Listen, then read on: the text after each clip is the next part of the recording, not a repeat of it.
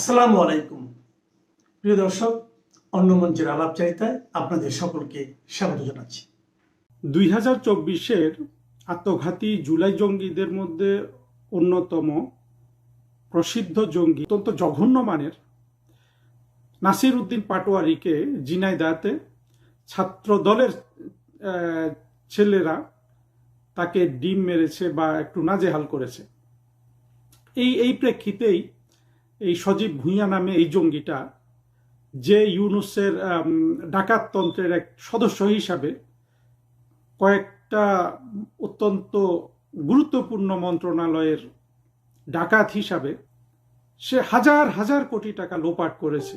সে 2-4টা কম্বল বিলি করার জন্য হেলিকপ্টার নিয়ে ঘুরেছে।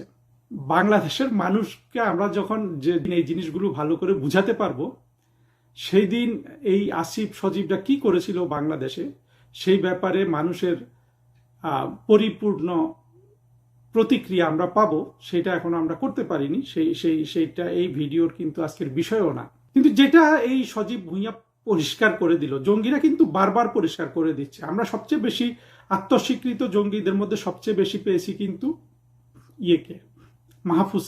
মাহফুজ আলম দরবেশ, বা যাকে সিরাজুল আলম বা ইত্যাদি বলে খ্যাতি দেওয়া হয়।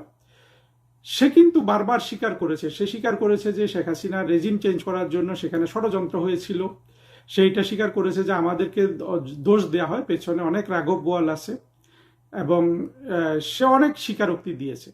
এই সজীবও কিন্তু অনেক স্বীকারোক্তি দিয়েছে। তার একটা বিখ্যাত স্বীকারোক্তি ছিল যে এরা অস্ত্রশস্ত্র নিয়ে রেডি ছিল, 5 আগস্ট যদি সরকারের পতন না হতো তারা কিন্তু অস্ত্র নিয়ে সশস্ত্র গৃহযুদ্ধে কিন্তু লিপ্ত হতো। এখন যে প্রশ্নটা দেখা দেয়, সজীব ভুঁইয়ার স্বীকারোক্তিটা কিন্তু নতুন না। ওরা যে জুলাই আগস্টে সন্ত্রাস করেছে, ষড়যন্ত্র করেছে, ওরা যে মানুষ খুন করেছে, এই স্বীকারোক্তিটা কিন্তু নতুন না যে আমাদেরকে এটা নিয়ে অনেক কথা বলতে হবে। কিন্তু যে জিনিসটা আমাদের খেয়াল করতে হবে, যে এই যে জঙ্গি, এরা বারবার বলছে যে আমরা ভায়োলেন্স করেছি, যা খুনি হয়েছে সেই খুন আমরা করেছি। কথাটা ট্রান্সলেশন করলে এইটা দাঁড়ায়।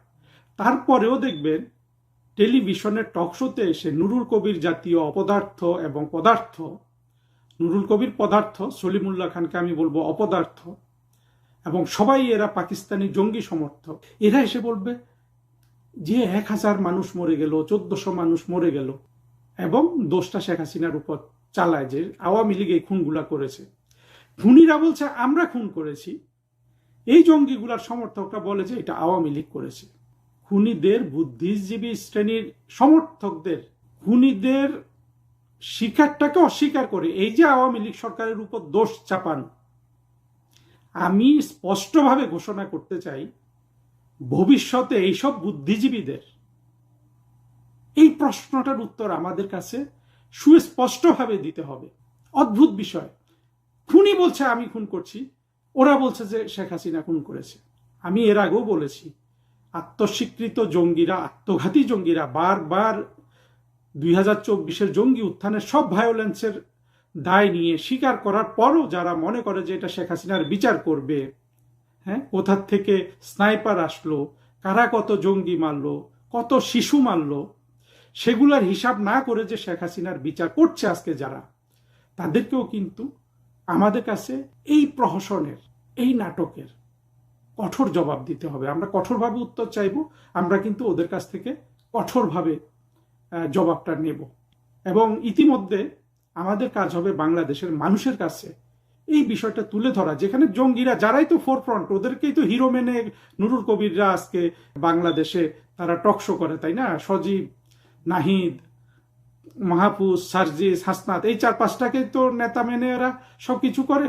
জঙ্গিগুলা কিন্তু স্বীকার করে ফেলেছে যে আমরা খুন খারাপি যা করার আমরাই করেছি। কিন্তু তারপরেও কিন্তু ওই বদমাশদের কারণে কিন্তু এটা প্রবেশ করে না। এই জিনিসটা আমাদের জন্য একদিক থেকে যেমন চরম বিরক্তিকর, তেমনি এটার জবাব আমরা কিন্তু তত কঠোরভাবে নিব। কেন নিব জানেন? কারণ 24-এর জঙ্গি উত্থান তো বাংলাদেশটাকে ধ্বংস করে দিয়েছে, ধ্বংস করে দেয়নি। এই জঙ্গি উত্থানের ফলে ইউনুস ডাকাতি করার সুযোগ পেল, তারপরে একদল ডাকাত এসে দেশটাকে যেভাবে পারল চুরি দাঁড়ি করে শেষ করে দিল। তারপরে তারা 24-এর জঙ্গি কোয়ালিশনের মাধ্যমে সরকার গঠন করলো তারেক রহমানকে দিয়ে। সেই সরকার বাংলাদেশের ইতিহাসে আমরা বলেছিলাম যে ইউনূসের সরকার সবচেয়ে দুর্বল, এখন দেখা যাচ্ছে যে তারেক রহমানের সরকার আরো দুর্বল। দুর্বল এই অর্থে যে এই দুটা সরকারই কিন্তু বাংলাদেশের জনগণের প্রতি কোনো ধরনের মায়া মমতা পোষণ করে না। ইউনূস যেমন করতো না, তারেক রহমানও তেমন করছে না। দেশের যে সার্বিক পরিস্থিতি, আইন শৃঙ্খলার অবনতি, এই যে এত এত শিশু ধর্ষণ হচ্ছে, কোনো কিছু নিয়ে কিন্তু আমরা সরকারের মধ্যে কোনো বিচলিত ভাব দেখি না। তারেক রহমান সাহেবকে এবং তার কিছু মন্ত্রীদের নিয়ে, এবং এরা জঙ্গিরাও এখন কথাবার্তা বলছে, মনে হচ্ছে যে তারা হালই ছেড়ে দিয়েছে এর মধ্যে। বোঝেন না এই অবস্থায় অটোমেটিক যে শেখ হাসিনার হাতে এই বাংলাদেশের রাষ্ট্র ক্ষমতা এবং রাষ্ট্র শাসনের দায়িত্ব চলে যাচ্ছে, সেদিন কিন্তু জঙ্গিরা স্বীকার করার পরও জঙ্গিদের যেসব সমর্থক, বুদ্ধিজীবী, কলমধারী, টক শোওয়ালা যারাই তারপরও বলবে যে এইটা আওয়ামী লীগ খুন করেছে, পুলিশ খুন করেছে, তাদেরকে কিন্তু কঠোরভাবে এই প্রশ্নের জবাব দিতে হবে। কারণ খুনিরা স্বীকার করে নিয়েছে, ওই বদমাশগুলো কিন্তু স্বীকার করছে। জো বাইডেনের কর্মচারী পিটার হাস এবং ডোনাল্ড লু যে বাংলাদেশের রেজিম চেঞ্জের ষড়যন্ত্রের সাথে যুক্ত হয়েছিল, গত বছরের অক্টোবর মাসে মার্কিন গোয়েন্দা সংস্থাগুলোর প্রধান তুলসী গাবার্ড বাহরাইনে একটা নিরাপত্তা বিষয়ক সম্মেলনে বলেছিলেন যে দশকের পর দশক মার্কিন যুক্তরাষ্ট্র বিভিন্ন দেশে যে রেজিম চেঞ্জ পলিসি গ্রহণ করেছিল এবং তাতে অনেক অর্থ নষ্ট হতো এবং অনেক মানুষ খুন হতো, প্রেসিডেন্ট ট্রাম্পের আমলে এই নীতি পরিবর্তন হয়ে গেল। এটা একটা ঐতিহাসিক ঘোষণা ছিল। আমি কয়েকদিন ধরে ভাবছিলাম এটার উপর একটা লেকচার দিব, কিন্তু আজকে দেখলাম তুলসী গাবার্ড পদত্যাগ করেছেন, ফলে এই লেকচারটা দেওয়ার একটা সুযোগ আসলো। তুলসী গাবার্ডের ওই বক্তব্যটা ঐতিহাসিক একটা বক্তব্য ছিল। এটা তো সত্য যে মার্কিন যুক্তরাষ্ট্র অসংখ্য রেজিম চেঞ্জের সাথে জড়িত ছিলেন, সবগুলো আমরা যা যা দেখি, দক্ষিণ আমেরিকাতে, সেই চিলিতে, মিডল ইস্টে, সবচেয়ে প্রসিদ্ধ তো সাদ্দাম হোসেন এবং গাদ্দাফি, যদিও লিবিয়াতে ফ্রান্সের রোল অনেক বেশি ছিল। তারপরে এইসব হয়তো ট্রাম্প সাহেবের আগে সব জায়গায় মার্কিন যুক্তরাষ্ট্র রেজিম চেঞ্জ, যুদ্ধ এগুলা করতো। সেটা পরিবর্তন করে ট্রাম্পের সবসময় নীতি এটাই ছিল যে উনি যুদ্ধ করবেন না, আর সেই নীতিটা উনি ঘোষণা করিয়েছেন তুলসী গাবার্ডকে দিয়ে। কিন্তু পরবর্তীতে দেখা গেল প্রেসিডেন্ট ট্রাম্প ভেনিজুয়েলা আক্রমণ করেছেন, উনি ইরানে আক্রমণ করেছেন, জো বাইডেনের কর্মচারী পিটার হাস এবং ডোনাল্ড লু যে বাংলাদেশের রেজিম চেঞ্জের ষড়যন্ত্রের সাথে যুক্ত হয়েছিল, তার সরকার সেটা মেনে নিয়ে সেই বাংলাদেশের যেসব ডাকাত, গুন্ডা, বদমাশ বাহিনী, ইউনূসের নেতৃত্বে জঙ্গিরা বাংলাদেশ দখল করে রাখলো, তাদের সাথে দেখা গেল যে মার্কিন যুক্তরাষ্ট্র এক ধরনের আপোষমূলক, সহযোগিতামূলক ভূমিকা পালন করছে। মার্কিন যুক্তরাষ্ট্র তাদের দেশে বসবাস করি বিভিন্ন মার্কিন নাগরিক, যেগুলা আদিতে বাংলাদেশ বংশোদ্ভূত ছিল, তাদেরকে পাঠিয়ে দিয়েছে বাংলাদেশ ঠিক করার জন্য। তার মধ্যে সবচেয়ে প্রসিদ্ধ ছিল আলী রিয়াজ এবং এখন যে পররাষ্ট্রমন্ত্রী আছে এই খলিল সাহেব। তো এতে বোঝাটা কি গেল, মানে মার্কিন প্রেসিডেন্ট ট্রাম্প তার নিরাপত্তা সংস্থাসমূহের, গোয়েন্দা সংস্থাসমূহের প্রধানকে দিয়ে, যিনি নিজে অত্যন্ত একজন প্রসিদ্ধ মানুষ, তুলসী গাবার্ডকে দিয়ে এত সুন্দর একটা তার পলিসি প্রকাশমূলক একটা বক্তৃতা উনি দেয়ালেন তাকে দিয়ে, কিন্তু তিনি ওটাকে আর সম্মান করলেন না। প্রেসিডেন্ট ট্রাম্পের এই চরিত্রটা কিন্তু মার্কিন প্রেসিডেন্টের জন্য একটা বড় ধরনের বলবো যে আইরনিয়া যেমন হয়ে থাকবে এবং একটা হাসি তামাশার বিষয় হয়ে থাকবে। এই লোক কিছু যাই বলে তা মিন করে না, অথচ তাকে কিন্তু সবসময় মনে হতো যে মার্কিন যতগুলা প্রেসিডেন্ট ছিল, ইসলামিক জঙ্গিবাদের ব্যাপারে তার অনুভব, তার জানাশোনা আমার কাছে সবচেয়ে সঠিক মনে হতো। যেটা আমরা অন্তত আরো যে দুই সুপার পাওয়ার আছে পরপর মার্কিন যুক্তরাষ্ট্রের পরে, চীন এবং রাশিয়া, প্রেসিডেন্ট শি এবং প্রেসিডেন্ট পুতিনের কিন্তু ইসলামিক জঙ্গিবাদ সম্পর্কে ধারণা খুব সুস্পষ্ট। জঙ্গিরা কিন্তু এদেরকে ভালোবাসে, কারণ এরা আবার মার্কিন যুক্তরাষ্ট্রের প্রতিদ্বন্দ্বিত, এই জন্য। আবার ভারতকে ঘৃণা করে, সেটা ভিন্ন কারণে, ৭১-এর কারণে, বাংলাদেশের মুক্তিযুদ্ধের কারণে। প্রেসিডেন্ট শি এবং পুতিন সবচেয়ে কঠোরভাবে ইসলামিক জঙ্গিদের নিয়ন্ত্রণ করে। আপনারা বিভিন্ন সময় অতীতে দেখেছেন পুতিনের সুদীর্ঘকালের এই প্রেসিডেন্টশিপের সময় যেখানে যত জঙ্গি মাথাছাড়া দিয়ে উঠতে চেয়েছিল সবগুলোকে বিনা বিচারে মেরে ফেলেছে। শীত ঘোষণাই করে দিছে যে জঙ্গিরা হলো একটা মানসিক ব্যাধি চীনে, সেরকম একটা বোঝাপড়া প্রেসিডেন্ট ট্রাম্পের ছিল বলে আমি আশা করছিলাম, হয়তো আছে বিষয়টা, কিন্তু প্রেসিডেন্ট ট্রাম্প দেখা গেল যে মার্কিন যুক্তরাষ্ট্রের যে প্রজ্ঞাহীন, তাদের যে সাম্রাজ্যবাদ অভিলাষ, যে যে প্রজ্ঞা থাকলেই অভিলাষ রক্ষা করা যায়, সেই প্রজ্ঞাহীন, সেই প্রজ্ঞা তো নাই। ফলে নির্বোধের একটা অভিলাষে এটা পরিণত হয়ে গেছে, আর প্রেসিডেন্ট ট্রাম্প এর সাথে খাপ খাওয়াই চলছেন। এবং এছাড়া তার পার্সোনালিটি যেটা, সেটাতে সবকিছুতে উনি তার এক ধরনের কি বলবো, পার্সোনালিটি ডেফিসিয়েন্সি উনি দেখিয়ে যান। ফলে দেখা গেছে যে প্রেসিডেন্ট ট্রাম্পের সাথে তাদের যে এলাই মার্কিন যুক্তরাষ্ট্রের ইউরোপিয়ান কোনো নেতারাও কিন্তু খুব একটা তার সাথে দেখা সাক্ষাৎ করে না, যুক্তরাষ্ট্র ভিজিট করে না, কোথায় আমরা তো দেখি না। কিন্তু তিনি তো তুলসী গাবার্ডকে দিয়ে বক্তৃতাটা দিয়েছিলেন। তো তুলসী গাবার্ড কিন্তু 2020 সালে ডেমোক্র্যাটদের হয়ে প্রেসিডেন্সিয়াল যে ওদের যে প্রাইমারি যে সিলেকশন প্রসেস বা ইলেকশন প্রসেস আছে, ওইখানে উনি প্রতিদ্বন্দ্বিতা শুরু করেন। পরবর্তীতে তুলসী গাবার্ড, তখন তিনি ডেমোক্রেটিক পার্টি করতেন, পরবর্তীতে তিনি রিপাবলিকান পার্টিতে যোগদান করেন। অর্থাৎ ওই 2020 সালে তিনি জো বাইডেনকে সমর্থন দিয়েছিলেন, আর 2024 সালে এসে প্রেসিডেন্ট ট্রাম্পকে সমর্থন দিয়েছিলেন। ওনার আরো অনেক পরিচিতি আছে যেগুলো আমাদের এই কথায় আসবে। তো এটা এমন একটা ঘোষণা ছিল 2025 সালের অক্টোবর মাসে তুলসী গাবার্ডের সেই ঘোষণা, সেইটাতে যে প্রেসিডেন্ট ট্রাম্প কোনো ধরনের সম্মান দেখালেন না, এতটুকুনি কিন্তু তুলসী গাবার্ডের মতো ব্যক্তিত্বের, মানে যে ব্যক্তিত্বটা তিনি অর্জন করতে চান এবং যে অ্যাম্বিশাস এই মানুষ তুলসী গাবার্ড, বা নারী, নারী তো বলা আমি সমীচীন মনে করি না, আমি সবাইকে মানুষ হিসাবে কথাবার্তায় বলতে চাই। সেই অনুযায়ী তুলসী গাবার্ডের কিন্তু এতদিন ট্রাম্পের সাথে চাকরি করার আসলে আমি যৌক্তিকতাটা আমি অন্তত খুঁজে পাইনি। সেই জন্য আমি ভেবেছিলাম যে এটা নিয়ে আমার একটা লেকচার দেওয়ার দরকার আছে। কিন্তু আজকে তুলসী গাবার্ড পদত্যাগ করলেন। এর আগেও আমরা শুনছিলাম যে ইরান যুদ্ধের সাথেও ট্রাম্পের ডিসিশন নিয়ে তুলসী গাবার্ডের মিলছে না। তুলসী গাবার্ড বলছিলেন যে ইরান তেমন কোনো থ্রেট না, এটা কিন্তু উনি প্রকাশ্যে বলেছিলেন। তো আজকে তুলসী গাবার্ড যে পদত্যাগ পত্র প্রকাশ করলেন, সেখানে উনি প্রেসিডেন্ট ট্রাম্পকে ধন্যবাদ দিয়েছেন, তাকে সম্মান দেখানোর জন্য তাকে এই পদে নিয়োগ দিয়ে।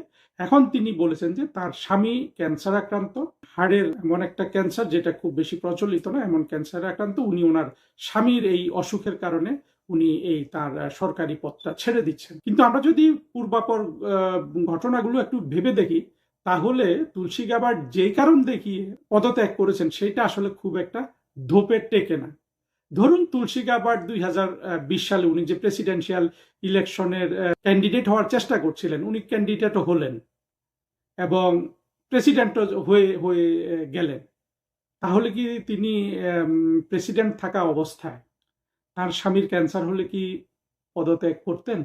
সাধারণত যারা এত অ্যাম্বিশাস, তারা কি এই ধরনের কারণে পদত্যাগ করেন? করেন না। হ্যাঁ, এটা এমন নয় যে স্বামীর প্রতি সম্পর্ক নষ্ট হচ্ছে, ভালোবাসা কম, এগুলো নয়। এই ধরনের উচ্চাকাঙ্ক্ষী মানুষের পার্সোনাল লাইফ এবং পাবলিক লাইফকে ওইভাবেই তারা মডুলেট করে নেন, তারা সেগুলোকে একটার সাথে আরেকটা খাপ খাইয়ে নেন। সেই জন্য তুলসী গাবার্ডের বক্তব্যটা আমার কাছে গ্রহণযোগ্য মনে হয় নাই। আরেকটা জিনিস দেখবেন, তুলসী গাবার্ড কিন্তু এখনো অ্যাম্বিশাস বলে মনে হয়, এবং আমাদের সবসময় মনে হয়েছে যে তুলসী গাবার্ড ভবিষ্যতে মার্কিন প্রেসিডেন্সিয়াল ইলেকশন করবেন। আমার কাছে বরং মনে হয়েছে যে উনি সব দিকটা রক্ষা করেছেন। উনি প্রেসিডেন্ট ট্রাম্পকে কিছু বলেন নাই প্রকাশ্যে। এটা এটা করে উনি রিপাবলিকান পার্টির, যেহেতু উনি এখন মেম্বার, তিনি তার পার্টির শ্রদ্ধাটা ধরে রাখলেন, সমর্থন ধরে রাখলেন, পার্টির মধ্যে কোনো বিরোধ সৃষ্টি করলেন না। আর দ্বিতীয়ত, উনি যে প্রেসিডেন্ট ট্রাম্প যে ওনাকে বাহরাইনে ওই বক্তৃতা দিয়ে ওনাকে পরবর্তীতে প্রেসিডেন্ট ট্রাম্প যে এই নীতি ফলো না করে, আমি এখনো বিশ্বাস করি ওই নীতিটা ঠিক মতো ফলো করলে প্রেসিডেন্ট ট্রাম্প কিন্তু মার্কিন প্রেসিডেন্টদের মধ্যে একটা ঐতিহাসিক প্রেসিডেন্ট হতে পারতেন। এটাই ছিল ট্রাম্প সাহেবের সবচেয়ে বড় সুযোগ। মার্কিন যুক্তরাষ্ট্রকে তারা যে অন্যায্যভাবে, অবৈধভাবে পৃথিবীর বিভিন্ন দেশে নাক গলায়, সেটা বন্ধ করে যদি তিনি বিকল্প পথে মার্কিন স্বার্থ কিভাবে রক্ষা করা যায় ওটা খুঁজতেন, তাহলে কিন্তু প্রেসিডেন্ট ট্রাম্প একটা হিস্ট্রিক, একটা ঐতিহাসিক একটা কাজ করতেন। কিন্তু সেই দিকে কিন্তু প্রেসিডেন্ট ট্রাম্প যান নাই। এই অপমানের জন্যই কিন্তু তুলসী গাবার্ডের পদত্যাগ যথেষ্ট ছিল, কিন্তু সেটা করেন নাই। এখন তার স্বামী অবশ্যই যেটা বলেছেন সেটা তো সত্যই হবে। এই অবস্থায় তিনি পদত্যাগ করে তিনি সব দিক রক্ষা করেছেন। ভবিষ্যতে উনি যদি প্রেসিডেন্সিয়াল ক্যান্ডিডেট হন, সেজন্য কিন্তু পদত্যাগের এই যেভাবে করলেন উনি, আমরা তো 100% কৌশল বলতে পারবো না, কারণ স্বামীর অসুস্থতা তো একটা বাস্তবতা। তো যেভাবে কাজটা হলো, তাতে উনি ভবিষ্যতে প্রেসিডেন্সিয়াল ক্যান্ডিডেটও হতে পারবেন, এবং তার এই পথও খোলা থাকবে যে তিনি আজকে যে পদত্যাগটা করলেন, এইটা যে পুরোপুরি তার স্বামীর জন্য না, বা উনি যে কাউকে বিব্রত না করার একটা মধ্যম পন্থা নিয়ে পদত্যাগ করেছিলেন কৌশলে, সেটা হয়তো কোনোদিন জানা যাবে। তবে এইটা কোনোভাবেই বিশ্বাসযোগ্য না যে শুধু স্বামীর ক্যান্সারের জন্য তুলসী গাবার পদত্যাগ বলে আমাদের যে দেশের অবস্থা, কবর থেকে লাশ তুলে ফেলা হয়, সেখান থেকে পুরা হয়, পুড়িয়ে দেওয়া হয় সেই লাশ। মুক্তিযোদ্ধা মঈনুদ্দিন খান বাদলে কবর ভেঙে ফেলা হয়, আগুন দেওয়া হয়, মানুষকে জীবিত জ্বালিয়ে দেওয়া হয়। গৌরাঙ্গ শাহ কি বলেছে, কি তার অপরাধ? মানে যত ধর্মের অবমাননা, যত ধর্ম ভেঙে চড়ে যায় শুধু বাংলাদেশে, পৃথিবীর আর কোথাও ভাঙে না। পৃথিবীর আর কোন দেশের মুসলমান এত টাকা নেয় নাই যে টাকাটা বাংলাদেশ, ভারত, পাকিস্তানের মুসলমানেরা নিয়ে রাখছে। অথচ মিডিল ইস্টের মানুষ কিন্তু এই বাংলাদেশের লোকদের মিসকিন তো বলেই, পাশাপাশি বলে এরা মুসলমানই না, এরা হিন্দু মুসলমান, অথবা মুসলমান হিন্দু, এইভাবে তারা, অথবা বলে আধা মুসলমান। মানে আমাদের এই দেশেই দেখেন, নারায়ে তাকবীর আল্লাহু আকবার স্লোগান দিল, এখন তো মানুষ আল্লাহু আকবার স্লোগান একটা ভয়ের মনে করে, বিপজ্জনক স্লোগান মনে করে এই বাংলাদেশের মানুষ। আর দেখেন সেখানে কিন্তু হাততালি দিল, ইসলামে কিন্তু হাততালি দেওয়ার সিস্টেমই নেই, ওটা হারাম, তারা কিন্তু সেখানে হাততালি দিয়েছে। আপনি দেখেছেন তো? আরো মজার বিষয়, তিনি কি বলেছেন দেখবেন, যে যত বাংলাদেশে যত ধর্ম অবমাননার ঘটনা ঘটে, বলে না কি ঘটেছে, অনেক খুঁচিয়ে খুঁচিয়ে বের করতে হয় আমাদের। কি পেলাম আমরা? গৌরাঙ্গ বলেছেন, এই শিক্ষক বলেছেন যে আজান আপনার ফজরের নামাজের সময় সকালবেলা যদি একবার আজান দেওয়া হয়, মানুষের ঘুমের ডিস্টার্ব হয়। মিথ্যাটা বলেছে কি? তাহলে একটু উদাহরণ দেই। আমি একবার থাকতাম শেওড়াপাড়াতে দেখতাম যে এখানে মসজিদ থাকতো, ওইখানে কেউ বাসা ভাড়া নিতে চাইতো না, তারা কিন্তু মুসলমান। উত্তরার কথা বলি, উত্তর 18 নম্বরের কথা বলি, 18 নম্বর সেক্টর। আমরা তখন উত্তর 18 নম্বরে থাকি। তো একজন এসেছে, আমার শুভাকাঙ্ক্ষীর স্ত্রী এবং শুভাকাঙ্ক্ষী একসাথে আসছে, একেবারে হিজাব পরা, একেবারে হিজাবি, বাসা নিতে আসছে। তো বাসাটা আমরা খুঁজে, যে ফ্ল্যাটটা আমরা খুঁজে পেয়েছি, সে ফ্ল্যাটটা হলো মসজিদের পাশে। কি বললো জানেন? না না না, আস্তাগফিরুল্লাহ, এই মসজিদের পাশে ফ্ল্যাটে কান ঝালাপালা হয়ে যাবে। এই কথাটা যদি প্রকাশ্য হইতো, তাহলে কি হইতো? মহিলার নামে কেস হয়ে যেত, তাই না? বা এটা যদি আমি কাউকে বলতাম, মসজিদে গিয়ে বলতাম, মহিলাকে আটকে ফেলতো, তাই না? এটা কিন্তু মুসলমান, ওটা তো গৌরাঙ্গ শাহ বলেছে। এরকম সবাই জানে কোন ব্যক্তিটি কোন জায়গায়।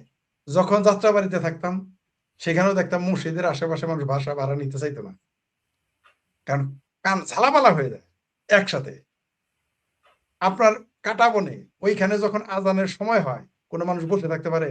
ডাইনে একটা, বাঁয়ে একটা, উপর একটা, নিচে একটা, একবারে চারদিক থেকে আজান দেয়। বিশেষ করে মাগরিবের না আজান তো একবারে শুরু হয়, কান ঝালাপালা হয়ে যায়। ওখানে অফিসের লোকজন যে কি গালি দেয়, সবগুলো তো মুসলমান, তারা যে কি গালাগালি করে, তো সত্য কথা। আর আর কোন দেশে, কোনো সভ্য দেশে এত জোরে আপনাকে আজান দিতে দেবে? আরো অদ্ভুত ব্যাপার, এই মসজিদে মাইকে আজান দেওয়া এক সময় এই মৌলবীরাই বলেছিল হারাম। আজকে সেই মাইকটাকে একটু আস্তে বাজানোর বলার কারণে হয়ে যায় ধর্ম অবমাননা। মানে এই মুসলমানদের কোনটা যে ধর্ম অবমাননা, কোনটা যে অবমাননা নয়, এটা এক মহাবিষয় এবং গবেষণার বিষয়। আমি ফরিদ ভাই, আমি অস্ট্রেলিয়ার একটা বলি, অস্ট্রেলিয়াতে যত মুসলিম আছে, এরা তো প্রায় সবাই জুমার নামাজ পড়ে, এবং মসজিদে জুমার নামাজ সবাই গিয়ে পড়ে, এবং বেশিরভাগ মুসলমান কিন্তু নামাজ পড়ে, এবং তাদের বেশিরভাগ হচ্ছে মসজিদে গিয়ে নামাজ পড়ে। এখানে মসজিদে কোনো আজান হয় না, আজান হয় না, সবাই মোবাইল অ্যাপে সময় ধরে তারা মসজিদে যায়, নামাজ পড়ে চলে যায়। শুধু আজান না, এখানকার খ্রিস্টানদের গির্জা, হিন্দুদের মন্দির, বৌদ্ধদের পেগোডা, ইহুদিদের উপাসনালয়, সবকিছুই আছে। এবং সবকিছুর ক্ষেত্রে একটা আইন হচ্ছে, এই আওয়াজটা বাইরে যাবে না, তুমি ভেতরে যাই করো, যার ধর্ম তার কাছে রাষ্ট্র শব্দ কি দূষণ, বলে। জি, হ্যাঁ, কেউ শব্দ কিন্তু দূষণ করে। কেউ কিন্তু এইটা ইয়ে করে না সেটা। এবং এই যে অস্ট্রেলিয়াতে আজান হয় না, বাংলাদেশে যারা ফতোয়া দিল, এই যে যাদেরকে আমরা দেখলাম গৌরাঙ্গ সরকারকে ধরে নিয়ে যাচ্ছে যারা, হয়তো খুঁজলে এদের ছেলে মেয়ে কেউ অস্ট্রেলিয়াতে থাকে।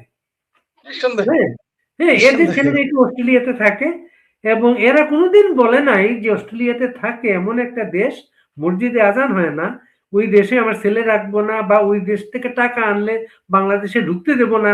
হ্যাঁ, শুধু অস্ট্রেলিয়া না, আমেরিকা, ব্রিটেন থেকে আরম্ভ করে ইউরোপের কোনো দেশে এগুলো হয় না, কিন্তু কিন্তু ওইগুলো দেশেই কিন্তু বাংলাদেশ সবাই যেতে চায়।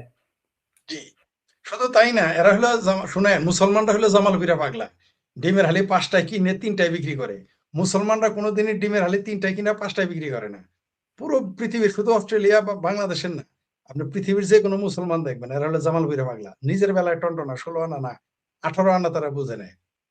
আপনি দেখেন আরেকটা ঘটনা ঘটেছে, আরেকজন শুধু শিক্ষক বলেছে যে যে আরেকজন শিক্ষককে গ্রেপ্তার করেছে সম্ভবত। উনি বলেছে যে ক্রিকেট খেলা কি রেজাল্ট হবে আল্লাহ জানে না, এর জন্য তাকে গ্রেপ্তার করা হয়েছে। কোথায় যাবেন মানুষ?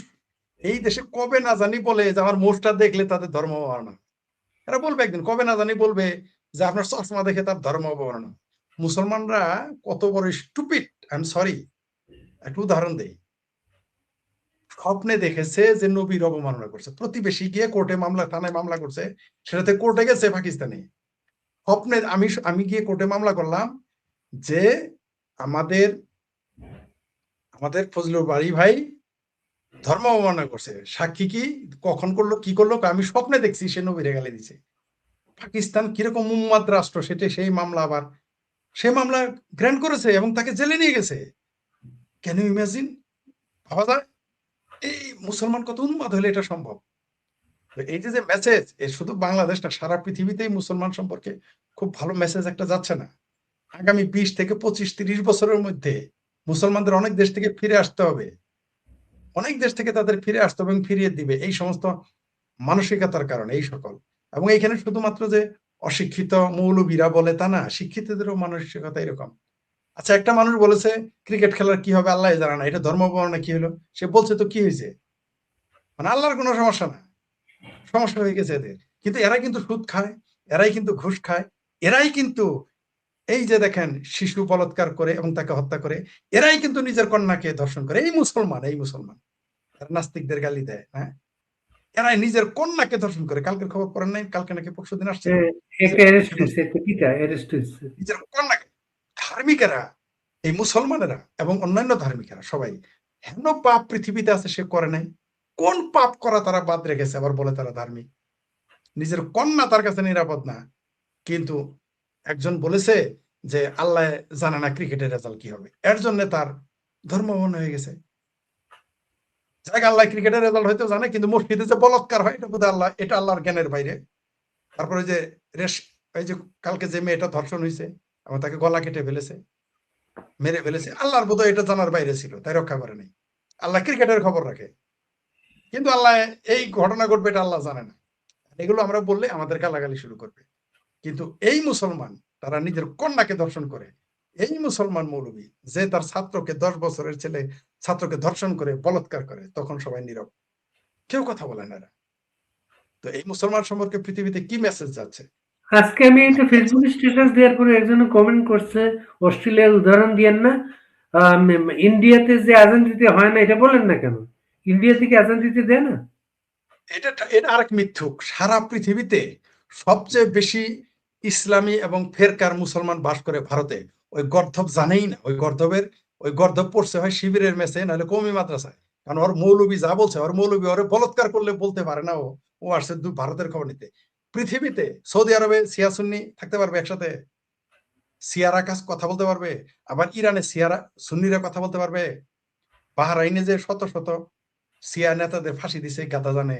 পৃথিবীতে ভারত হচ্ছে একমাত্র রাষ্ট্র যেখানে সকল ফেরকার মুসলমান বাস করতে পারে, আর কোথাও নাই। পৃথিবীতে এমন কোন দেশ নেই এত আরামে, বেশি আরাম পেয়েছে তো ভারতের হিন্দুরা। ভারতের হিন্দুরা বেশি আস্কারা দিয়েছে তো মুসলমানদের, তাই এত লম্বা লম্বা কথা বলে। এই যে দেখেন না, যার গরু সে কয় বানজা, পাড়াপড়শি কয় বছর বেনি। ভারতের হুমায়ুন কবির, তারপর ওই যে আরেকজন কি আছে, আরেক মুফতি যে এবার ইলেকশনে পাশ করেছে, এই মমতা ব্যানার্জির এমএলএ, তৃণমূলের এমএলএ, সে বলেছে বাংলাদেশের মুসলমানরা বেশি কথা বলে দেখে আমাদের সমস্যা। হুমায়ুন কবির বলেছে কলকাতায় মুসলমানদের কোনো সমস্যাই নেই, কিন্তু বাংলাদেশের সকল মুসলমানের জজবা চেতে গেছে। জজবা একেবারে নেতিয়ে উঠছে একেবারে। ভারতের সমস্যা, বাংলাদেশের মুসলমান তো তারাই যারা ভারতে গরুর মাংস খেয়ে এসে বাংলাদেশে বলে যে গরুর মাংস খেলে ভারতে মেরে ফেলে, ভারতে আজান দিতে দেয় না, চাপাটা মারলো। মানে মানে কি কথা, ওইখানে কলকাতাতে উদ্ধার করে গরুর রান ঝুলাই বিক্রি করে, মসজিদের আজানের চোটে কলকাতা শহরে থাকা যায় না। বরং কলকাতা আসানসোলে, পশ্চিমবঙ্গের আসানসোলে মন্দির বন্ধ ছিল 15 বছর। 15 বছর মন্দির বন্ধ ছিল।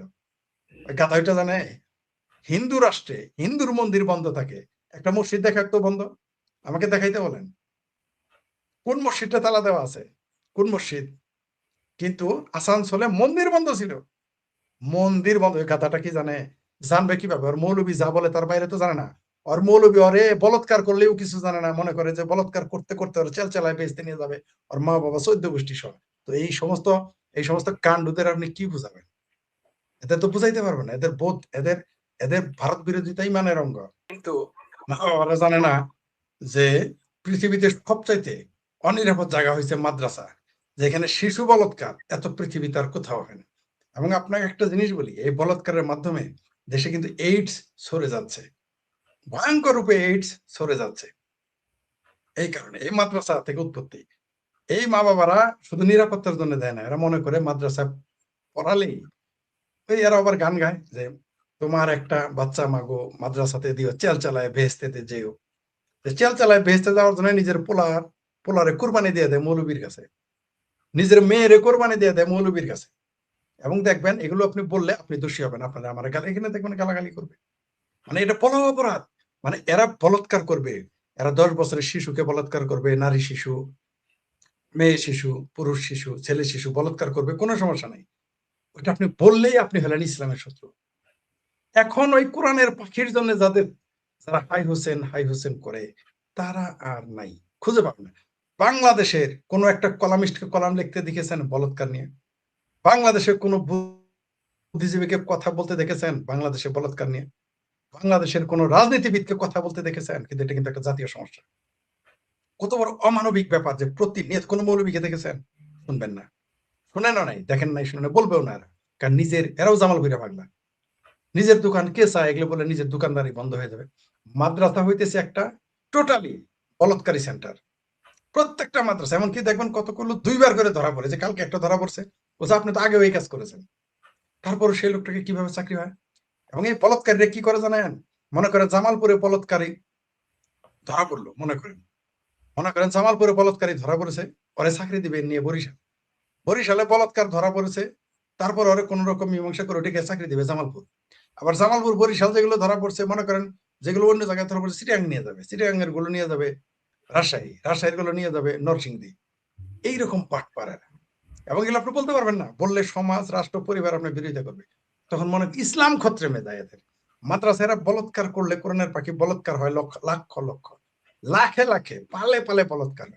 এবং এই দেশে অনেকেই এখন মাদ্রাসা বানায় শুধুমাত্র বলৎকার করার জন্য।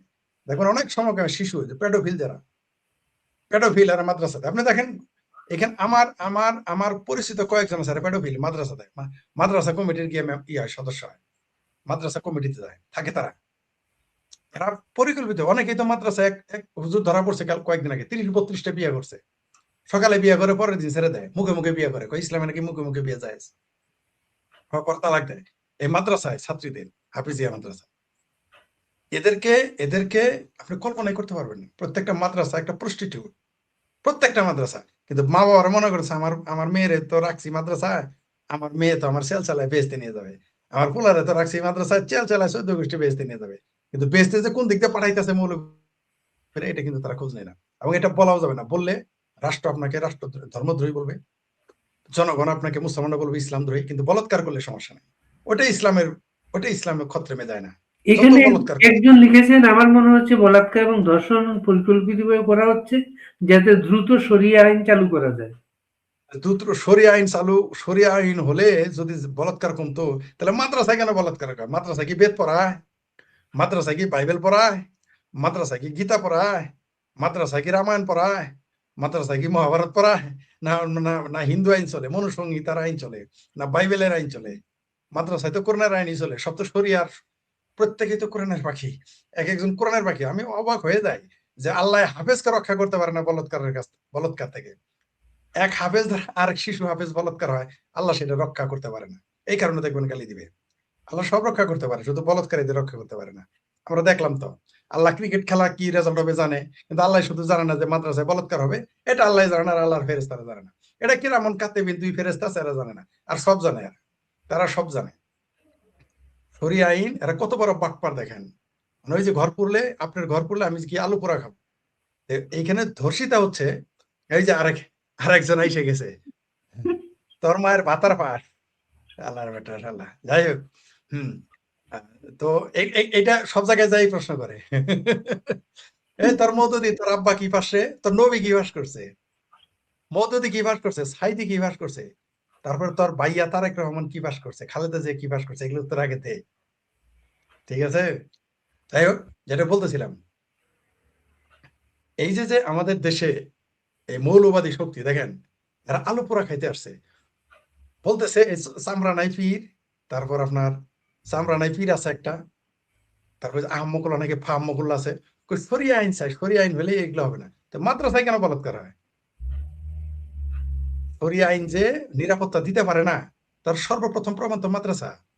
আর ইসলামী আমিরাত কায়েম হলে কি হয়, যে আফগানিস্তানের বাপ মায় তার সন্তান বিক্রি করে দিতেছে। ইসলামী শরিয়া আইন, শরিয়া হলে কি হয়, এটা তো চোখে দেখা জিনিস, চোখে দেখা এগুলো।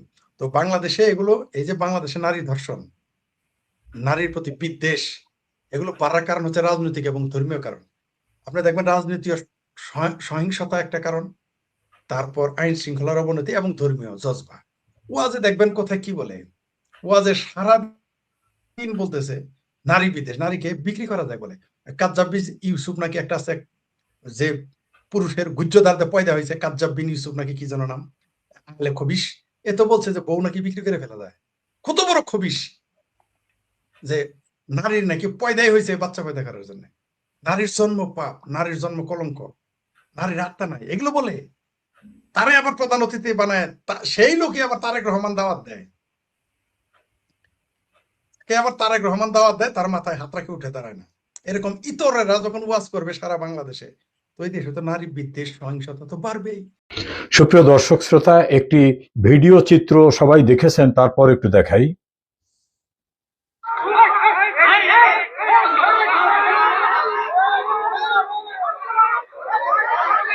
এটা বিস্তারিত দেখার নেই, সবাই দেখেছেন।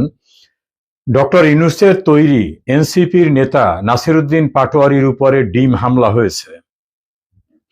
তিনি বলেছেন তাকে কিল ঘুষি মারা হয়েছে, ইত্যাদি ইত্যাদি নানা রকম অভিযোগ। তবে ভিডিওতে দেখা যায় যে তার উপর উপর্যুপরি ডিম নিক্ষেপ করা হচ্ছে বিভিন্নভাবে। কে এই নাসিরউদ্দিন? এই নাসিরউদ্দিন হচ্ছেন বাংলাদেশের একজন চার্টার্ড বেয়াদব।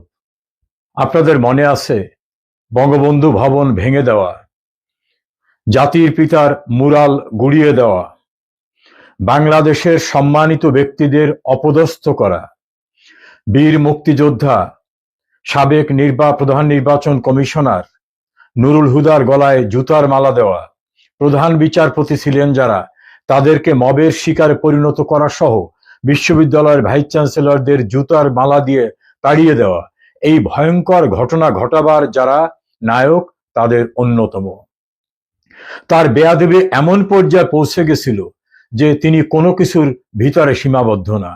আর রাষ্ট্র ক্ষমতায় থাকা ব্যক্তিরা এই মবক্রেসিকে বলছিলেন না এটা প্রেসার, এটা মবক্রেসি না। এখন নাসিরউদ্দিন পাটোয়ারি বলছেন সেবাস, তাদের নিরাপত্তা চাইছেন। আপনাদের নিশ্চয়ই খেয়াল আছে যে তারা বিভিন্ন জায়গায় যে কি অবস্থার মধ্যে পড়েছিল। নিউ ইয়র্কে আক্তার হোসেন তাদের কি বেইজ্জতি অবস্থার ভিতর পড়েছিল, সেই দৃশ্য আপনাদের সবারই জানা, তবে একটু মনে করিয়ে দেই।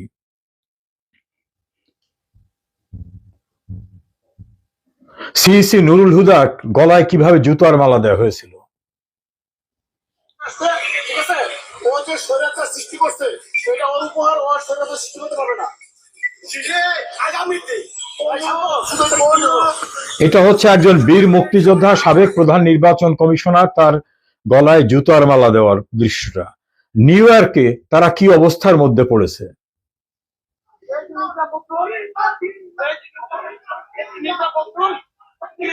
দেখেন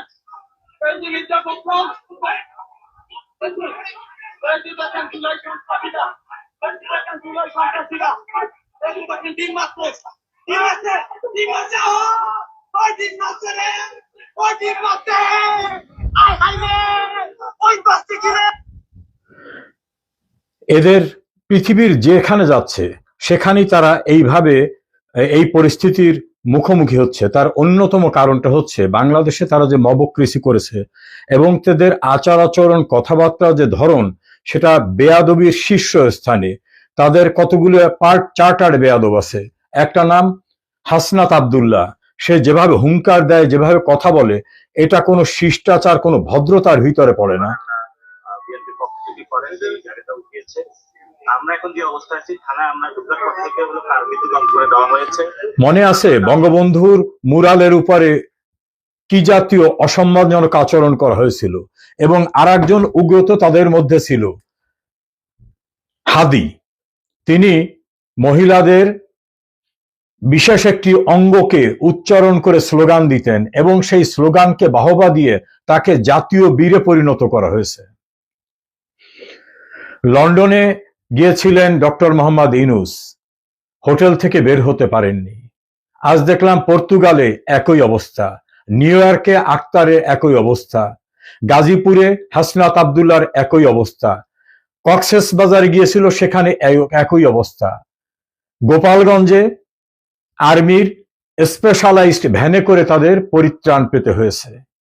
যারা বাঙালি জাতির সংস্কৃতি ধ্বংস করেছে, সভ্যতা ভদ্রতা ধ্বংস করেছে, বঙ্গবন্ধু ভবন পুড়িয়ে গুড়িয়ে দিয়েছে, জাতির পিতার মুরাল ধ্বংস করেছে, বীর শ্রেষ্ঠদের মুরাল ধ্বংস করেছে, বাংলাদেশের যে সভ্যতা, শিষ্টাচার, সৌজন্যবোধ ছিল সেটা ধ্বংস করে দিয়েছে। একটা বেয়াদবের, উচ্ছৃঙ্খলের, অসভ্যের, জঙ্গির সমাজ ব্যবস্থা, রাষ্ট্র ব্যবস্থা কায়েম করেছিল ডক্টর ইউনূসের পৃষ্ঠপোষকতায়। এখন সময় এসেছে, দেশের বাইরে কোথাও আর তারা নিরাপদ না। দেখবেন কেউ কাউকে একটা অঙ্গুল হেলনি করলে 3টে অঙ্গুল কিন্তু নিজের দিক ফেরা থাকে। যে বেয়াদবদের তৈরি করেছিল ডক্টর ইউনূস সহ আওয়ামী বিরোধীরা, সেই বেয়াদবরা এখন চড়াও হয়েছে।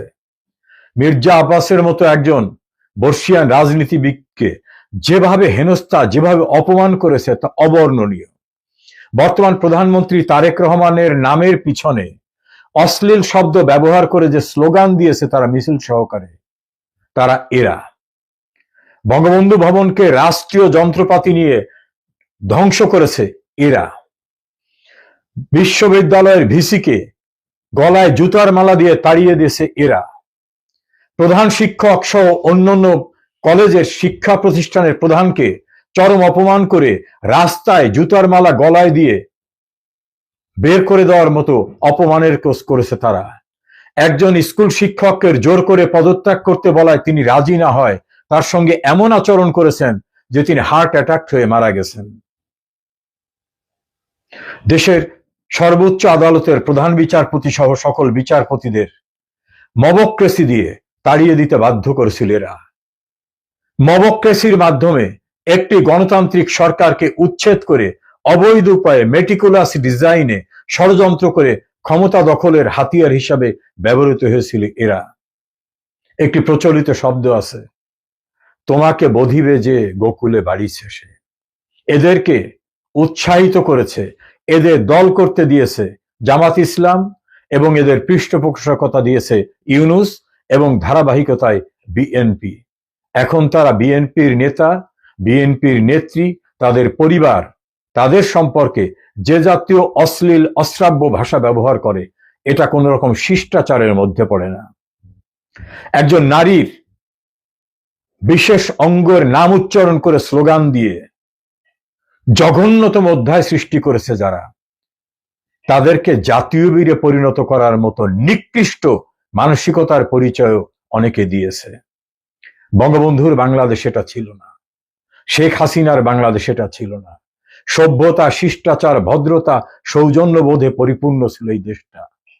এই বেয়াদব, উচ্ছৃঙ্খল, অসভ্য, ইতর, জঘন্য আচরণ করা ব্যক্তিদের যারা তৈরি করেছেন, পৃষ্ঠপোষকতা দিয়েছেন, এখন তারা তাদের উপরে চড়াও হচ্ছে। পৃথিবীর কোথাও নিরাপদ থাকবে না এরা, কারণ এদের অপরাধ এবং পাপের বোঝা এত বেশি হয়ে গেছে যে এদের কোথাও ঠাঁই হবে না। সেটা এই পৃথিবীর যে প্রান্তেই যাক আর বাংলাদেশি থাকুক। ইউনূস না হয় সাময়িক সময়ের জন্য বিশেষ নিরাপত্তায় আছে, এরপরে তার পরিণতি কি হবে? বঙ্গবন্ধুর খুনিরাও দাম্ভিকতা দেখিয়ে বলতো কেউ আমাদের কিছু করতে পারবে না। তাদের দাম্ভিকতা চূর্ণ হয়ে গেছে, মাটিতে মিশে গেছে। মুক্তিযুদ্ধে ভয়াবহ অপরাধ করা যুদ্ধ অপরাধীরা কিন্তু দাম্ভিকতা দেখিয়ে দেশের রাষ্ট্র ক্ষমতায় বসেছিল, তাদের অনেকের দাম্ভিকতা চূর্ণ হয়েছে। 2024-এর সন্ত্রাসী ঘটনায় যারা জড়িত এবং তার ধারাবাহিকতায় যত জঘন্য, বর্বর, নৃশংস, নারকীয় অপরাধ যারা করেছে, গণতন্ত্র ধ্বংস করেছে, তাদের পরিণতিও সেরকমই হবে। সে সময় খুব দূরে নয়। হঠাৎ করে রাজনীতিতে আওয়ামী লীগের ফিরে আসা নিয়ে বেশ আলাপ আলোচনা হচ্ছে। ভারতের বিখ্যাত পত্রিকা আনন্দবাজার, সেখানে প্রবাসে থাকা বাংলাদেশের সাবেক প্রধানমন্ত্রী, আওয়ামী লীগের সভানেত্রী শেখ হাসিনা একটি সাক্ষাৎকার দিয়েছেন ইন ডিটেইলস। এবং সেই সাক্ষাৎকারে তিনি যে সকল কথা বলেছেন, রাজনৈতিকভাবে তার কোনো কথা আপনি হয়তো তাচ্ছিল্য করতে পারেন, কিন্তু অস্বীকার করতে পারবেন না। এবং তিনি যে সকল কথাবার্তা বলেছেন, সেই সকল কথা আপনি ছুঁড়ে ফেলে দিতে পারবেন না। বরং তার এই বক্তব্যের মধ্যে এবং এই সময়টিতে হঠাৎ করে আনন্দবাজার পত্রিকা সহ আরও দেশ বিদেশের বেশ কয়েকটি পত্রিকায় তিনি যে সাক্ষাৎকারগুলো দিচ্ছেন, সেই সাক্ষাৎকারের মাধ্যমে রাজনীতিতে আওয়ামী লীগের ফিরে আসা নিয়ে ব্যাপক আলাপ আলোচনা হচ্ছে। তিনি নিজে ফিরে আসতে চাচ্ছেন এবং তার যারা নেতাকর্মী দেশের বাইরে আছেন, অনেক শীর্ষ নেতা, যাদের মধ্যে ইন্টারনালি টেলিগ্রামের মাধ্যমে বা অন্যান্য যে সকল গ্রুপ রয়েছে, নিয়মিত রাজনৈতিক কর্মকাণ্ড পরিচালিত হয়। এটা গুপ্ত যুগের জামাতের যে অ্যাক্টিভিটিস ছিল, ঠিক অনেকটা সেই রকমভাবে তারা কিন্তু আলাপ আলোচনা করছেন। অন্যদিকে শেখ হাসিনা দিল্লিতে বসে তিনি ভিডিও দিচ্ছেন না, কিন্তু অডিও ক্লিপে ঘন্টার পর ঘন্টা, 2 ঘন্টা 3 ঘন্টা ধরে তিনি এই যে গ্রুপ মিটিংগুলো করছেন আওয়ামী লীগের বিভিন্ন নেতাকর্মীর সঙ্গে। এবং তার বক্তব্য, আওয়ামী লীগের যারা নেতাকর্মীদের বক্তব্য, এটি রীতিমতো নাও এখন ওপেন সিক্রেট। এবং অবাক করার বিষয় হলো যে শেখ হাসিনার সঙ্গে যারা বৈঠক করছেন, মিটিং করছেন, তাদের একটা বিরাট অংশ ভিডিওতে তাদের ফেস দেখাচ্ছেন এবং তারা বাংলাদেশে আছেন, যেটি সরকারের যে নিষিদ্ধ করা, আওয়ামী লীগকে নিষিদ্ধ করা এবং আওয়ামী লীগকে রাজনীতির বাইরে রাখা, এটার যে কৌশল, সেই কৌশলের জন্য রীতিমতো বুমেরাং এগেল একটা। অন্যদিকে অত্যন্ত সুকৌশলে, অত্যন্ত সুকৌশলে তারা সেই 79 সনে, 80 সনে শেখ হাসিনা ফিরে আসার ঠিক 1 বছর আগে যে তৎপরতাগুলো তারা চালিয়েছিল 1980 এবং 79 সনে, আবার আমি বলছি জিয়াউর রহমানের জামানাতে, তারা বিভিন্ন সীমান্তে যে তৎপরতাগুলো চালিয়েছিল ওই সময়টাতে, যখন শেখ হাসিনা দিল্লিতে এই এবারের মতোই এক্সাইলে ছিলেন, তার প্রেক্ষিতে যে বাংলাদেশে একটা পরিস্থিতি তৈরি হয়, সেই পরিস্থিতি সরকারের জন্য আসলে একটা অস্বস্তিকর ছিল। এই জন্য সরকার আসলে প্রাণান্ত চেষ্টা করছিলেন আওয়ামী লীগকে রিভাইভ করার। আওয়ামী লীগ তো বাকশালের মাধ্যমে নিষিদ্ধ হয়ে গিয়েছিল, তো সেই আওয়ামী লীগকে আবার রিভাইভ করা এবং তাদেরকে রিফাইন্ড ফর্মে আনা। তো জিয়াউর রহমান সাহেব তার সর্বোচ্চ শক্তিমত্তা দিয়ে একটি রিফাইন্ড আওয়ামী লীগ করার জন্য নানাভাবে তিনি চেষ্টা করেছেন। ওই সময়টাতে প্রয়াত মিজানুর রহমান চৌধুরী, তারপর সেই টাঙ্গাইলের আব্দুল মান্নান, আব্দুর রাজ্জাক সাহেব, তুফাইল সাহেব, ডক্টর কামাল হোসেন, এরপর যে নোয়াখালীর যে আব্দুল মালিক উকিল সাহেব, এরপর সেই প্রয়াত রাষ্ট্রপতি জিল্লুর রহমান সাহেব, মানে এই সকল বাঘা বাঘা নেতাদেরকে নিয়ে বিভিন্ন অ্যাঙ্গেলে সরকারি চেষ্টা করেছে আওয়ামী লীগকে দাঁড় করানোর জন্য। কেন? ওই যে সীমান্তে প্রবলেম হচ্ছিল এবং একই সঙ্গে জাসদ, অন্যদিকে সর্বহারা পার্টি, অন্যদিকে একটার পর একটা মিলিটারিতে কু হচ্ছে, সব মিলিয়ে মোটামুটি সরকার পাগল হয়ে গেছিল যে এটার একটা পলিটিক্যাল সলিউশন দরকার। এবং সেই পলিটিক্যাল সলিউশন যখন হলো তখন শেখ হাসিনা চলে এলেন বাংলাদেশে। তো জিয়াউর রহমান সাহেবের সঙ্গে তিনি রাজনীতি করতে পারেননি। দুর্ভাগ্যজনক হলেও সত্যি যে তিনি আসার পরপরই খুব দ্রুত জিয়াউর রহমান সাহেব একটা নির্মম হত্যাকাণ্ডের শিকার হন। ফলে জিয়াউর রহমান সাহেবের যে আওয়ামী লীগকে কেন্দ্র করে একটা রাজনৈতিক মাস্টার প্ল্যান ছিল, সেই মাস্টার প্ল্যানটা আমরা আলোর মুখ দেখতে পারিনি। এরপর আর একটা সামরিক শাসন আসে, জিয়াউর রহমান সাহেবের পরিবর্তে এরশাদ আসেন এবং আলটিমেটলি ৩-৪ বছর একটা খুব খারাপ অবস্থা চলে যায়। দেখেন তো, সেই 1979 থেকে বা 1980 থেকে 1984 পর্যন্ত, 80, 81, 82, 83, 84, এই 4টি বছর বাংলাদেশের রাজনীতিতে যে অবস্থা বিরাজ করেছিল, আপনি একটু সাধারণ একেবারে খুব কমন সেন্স নিয়ে এখন 2026, 27, 28, 29 এই সময়টিতে কি ঘটতে পারে আপনি একটু 1, 2, 3, 4, 5 এইভাবে সিরিয়াল দেন, কমন সেন্স দিয়ে সিরিয়াল দেন যে বাংলাদেশে কি ঘটতে পারে।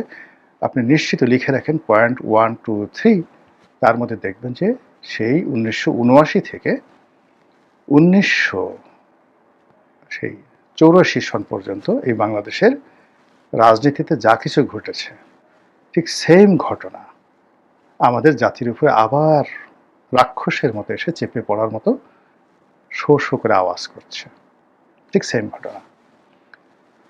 তো যেটা বলছিলাম যে সেই কারণে যে রাজনীতির যে একটা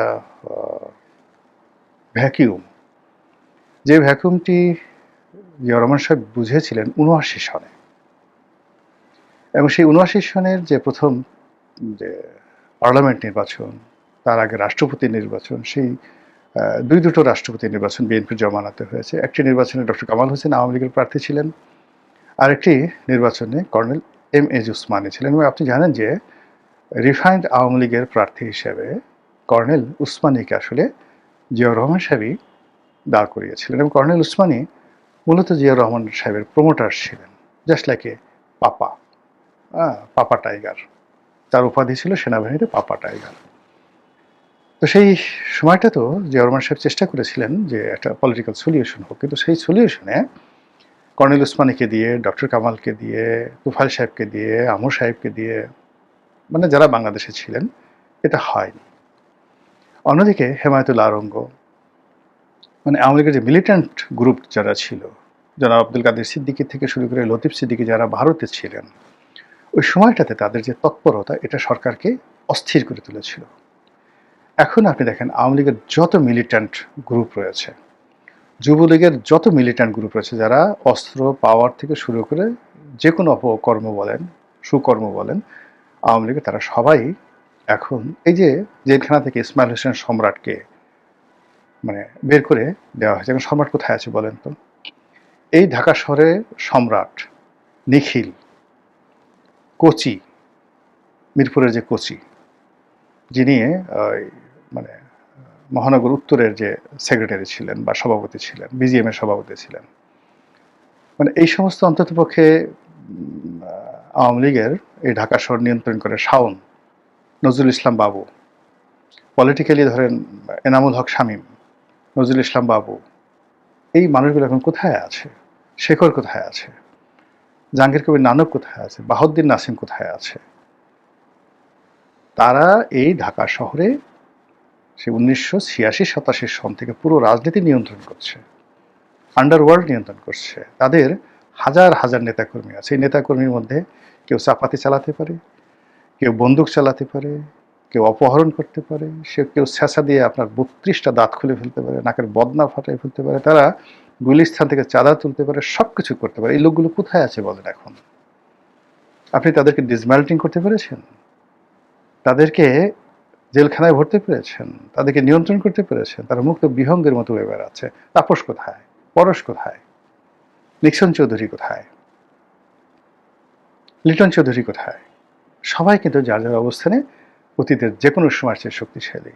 চট্টগ্রামের রাজনীতিতে যারা যারা আছেন, মানে এখন চট্টগ্রামের রাজনীতিতে যারা আছেন তাদের তুলনায় আওয়ামী লীগের সেটটা চিন্তা করেন।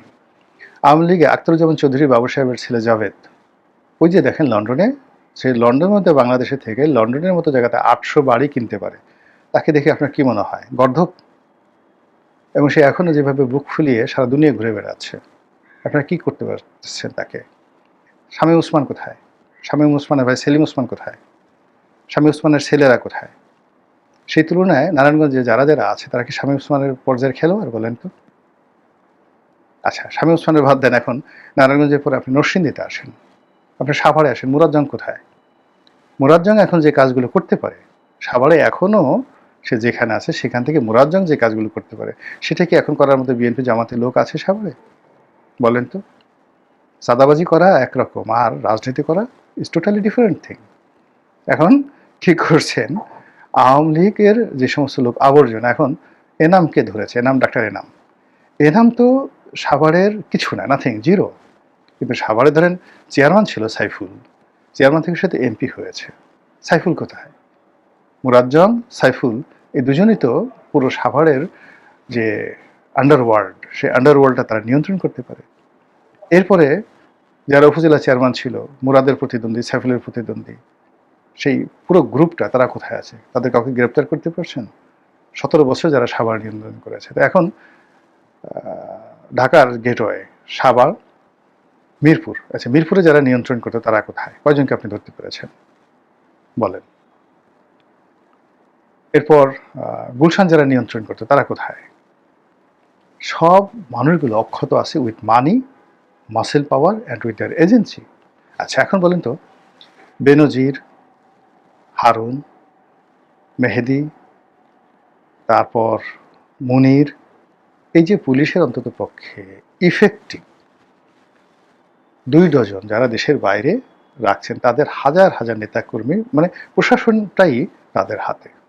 সেখানে জামাত যাদেরকে প্রতিস্থাপিত করেছিল আর বিএনপি যাদেরকে প্রতিস্থাপিত করেছে, যদি ওদেরকে ধরেন, ওদেরকে যদি আপনি একটা স্টিল ধরেন, স্টিলের দণ্ড, এরা মোমবাতি এখন যারা আছে, এগুলো আপনি কিভাবে ফেস করবেন? ফলে এখানে একটা পলিটিক্যাল সলিউশন লাগবে, যেটা জিয়াউর রহমান সাহেব করেছিলেন। এই পলিটিক্যাল সলিউশনটা জিয়াউর রহমান সাহেব দেরি করে ফেলেছিলেন, ফলে তিনি সাস্টেন করতে পারেন। এর কারণে তার ভিতরের শত্রুরা তাকে মেরে ফেলেছে। এবং যদি মাঠে শেখ হাসিনা যদি 79 সালে আসতেন, তিনি যদি জিয়াউর রহমানের অ্যাগেনস্টে দাঁড়াতেন এবং ফেল করতেন, জিয়াউর রহমানই পাশ করতেন, কিন্তু জিয়াউর রহমানের সেই হত্যাকাণ্ডটি ঘটতো না। এই হলো পলিটিক্যাল। তো সেই দিক থেকে এখন যারা আছেন তারা নিঃসন্দেহে আমার চেয়ে, আপনার চেয়ে, অনেকের চেয়ে ভালো বুঝেন, একটা দেশ চালাচ্ছেন। তো সেক্ষেত্রে আওয়ামী লীগের ফিরে আসা নিয়ে যে সকল কথাবার্তা হচ্ছে, এতে করে রাজনীতির যে কোর্স অফ অ্যাকশন হিসাব, এগুলি উল্টে যাওয়ার সম্ভাবনা দেখা দিয়েছে। আর আওয়ামী লীগ যদি ফিরে আসে, এখন যারা ভাত খাচ্ছেন, পোলাও খাচ্ছেন, কুরমা খাচ্ছেন, সোনার চামচ মুখে দিয়ে, চু চু করে চুষনি মুখে দিয়ে পুরো দেশকে আতঙ্কের মধ্যে রাখার চেষ্টা করছেন, এদের অবস্থা কি হবে একবার একটু চিন্তা করেন তো। ঢাকার রাজপথে মহান আল্লাহ আমাদের সবাইকে হেদায়েত দান করুন এবং হেফাজত করুন।